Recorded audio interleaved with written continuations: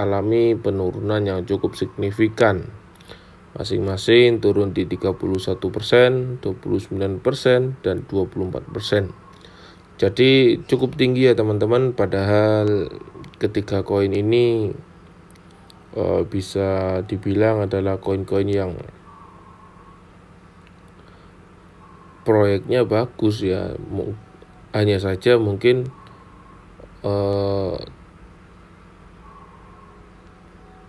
terkena dampak dari Bitcoin. Nah, itu teman-teman. Nah, beberapa altcoin sektor di bawah 80 teratas juga jatuh. Ya, kita juga tahu bersama hampir rata semuanya jatuh. Hanya beberapa yang mempunyai tren positif, dan tren positif itu pun tidak sebanyak atau setinggi profitnya ya teman-teman. Mungkin hanya naik 2%, 3%, tidak melebihi 5% ya teman-teman. Beberapa altcoin sektor di bawah 80% teratas jatuh juga. Sia Coin mengalami penurunan sebesar 34% dan jaringan ANKR turun sebesar 31%. Jadi ini sangat tinggi ya sebenarnya teman-teman, turunnya itu rata-rata turun di atas 30% itu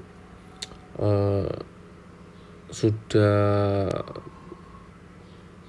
bisa dibilang ini sangat tinggi turunnya ya kan. Nah, CHZ mengalami persaingan langsung setelah Binance berhasil meluncurkan token penggemar sepak bola independen yang disebut Santos. Awalnya platform CHZ ini dibuat untuk menyelenggarakan promo eksklusif, layanan dan pemungutan suara untuk token penggemar mereka. Dan baru-baru ini proyek tersebut menjelajah ke pasar NFT. Namun inisiatif itu juga kehilangan dampak karena setelah pemain sepak bola Neymar meluncurkan koneksi dengan NFT Star.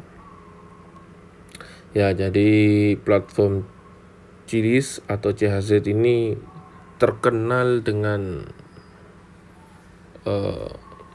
koin penggemar sepak bola ya, token ya teman-teman. Jadi kalau teman-teman nonton sepak bola di luar negeri, khususnya sudah kerjasama dengan CHZ, otomatis nanti pembayarannya itu melalui koin CHZ ini sendiri teman-teman. Jadi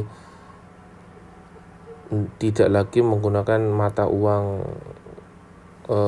negara tersebut, melainkan bisa ditukar dengan CHZ ini teman-teman. Nah, jadi seperti itu. Meskipun berada di antara yang berkinerja paling rendah, agregator pertukaran desentralisasi jaringan 1 inch menyelesaikan putaran investasi seri B senilai 175 juta US dollar, dan dana ini akan digunakan untuk memperluas utilitas protokol. Permintaan stablecoin Tether menurun. Nah, di sini premi Oxec Tether atau USDT mengukur perbedaan antara perdagangan peer-to-peer atau P2P yang berbasis di Cina dan mata uang resmi dolar Amerika Serikat, dan dalam seminggu terakhir ini sedikit menurun.